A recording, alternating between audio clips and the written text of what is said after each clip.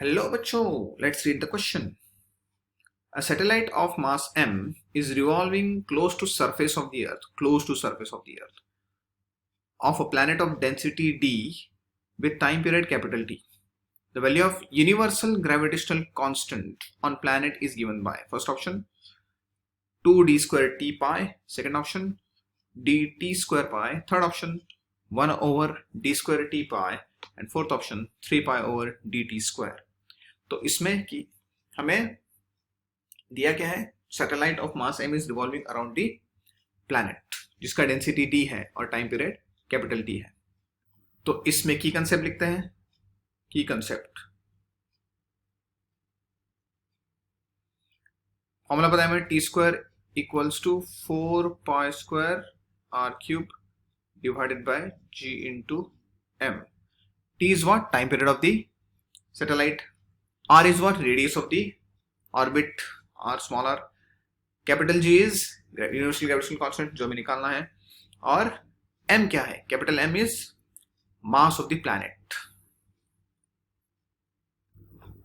अभी ये आपका प्लैनेट है मान लीजिए, और ये आपका सैटेलाइट,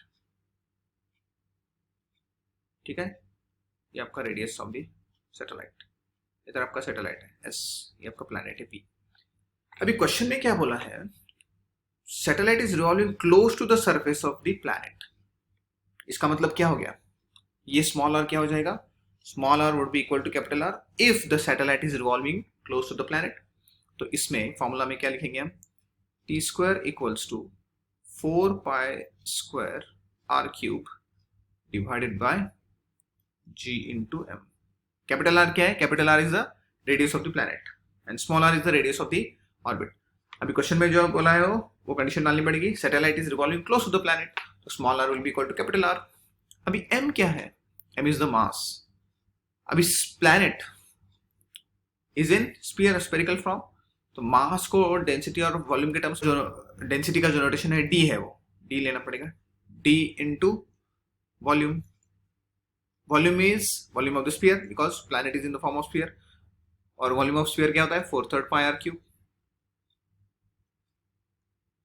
मगर ये जो r होगा वो कैपिटल R होगा because it is the radius of the volume of what, planet.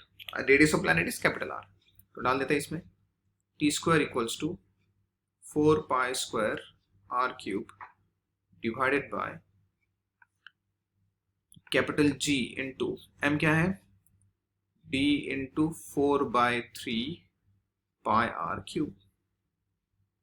इसको भी अच्छे से सिंप्लीफाई करना पड़ेगा. r cube cancel, 1 pi get cancel, 4 gets cancel. तो आएगा क्या ये, टी स्क्वायर इक्वल्स टू, ऊपर क्या बचा है हमारा, पाई बचा है सिर्फ, और ये 3 ऊपर जाएगा, सो 3 पाई डिवाइडेड बाय कैपिटल G. नीचे क्या बचा है, डेंसिटी D. तो हमें क्या निकालना है, capital G, 3 pi over dt square. ये हमारा आंसर आ जाएगा. टेक इसके साथ मैच कर रहा है, 3 pi over dt square, 3 pi over dt square. ये फोर्थ ऑप्शन मैच कर रहा है. Hope you understood it well. All the best.